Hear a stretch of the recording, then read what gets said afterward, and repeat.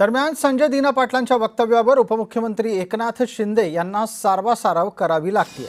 उपमुख्यमंत्री एकनाथ शिंदे यांनी असं म्हटलंय की पत्रकारांना दुखावण्याचा संजय दिना पाटलांचा हेतू नव्हता।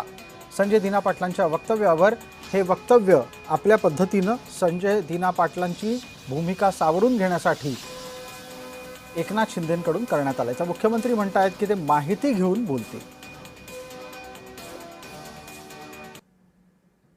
जे रोज त्यांच्या विरोधामध्ये बोलतात, रोज त्यांच्या बद्दल अपशब्द काढतात, तोडून टाका, मारून टाका, तोडून टाका, घरात घुसा आणि अतिशय खालच्या दर्जाच्या नीच दर्जाचे अतिशय खालच्या दर्जाचे जे शब्द वापरतात, याचा राग संजय पाटील यांच्या मनामध्ये आहे।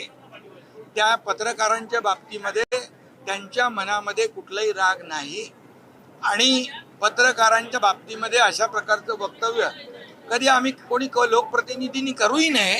आणि त्यामुळे मी त्यांना सांगितलेलं आहे की आपल्याकडून काही शब्द गेले असतील पत्रकारांचे अपमानजनक, तर आपण पत्रकारांशी बोलून दिलगिरी व्यक्त करू। मी प्रवासात असल्यामुळे मला याची काही कल्पना नाही।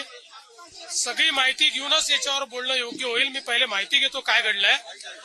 कोणीही कोणालाही अशा प्रकारची धमकी देणं योग्य नाही, पण या घटनेची मला बिलकुल माहिती नाही। आपल्याला माहिती आहे मी नागपूरहून आलोय आता, प्रवासात असल्यामुळे मला याची काही कल्पना नाही। कल्पना घेऊन मग बोल।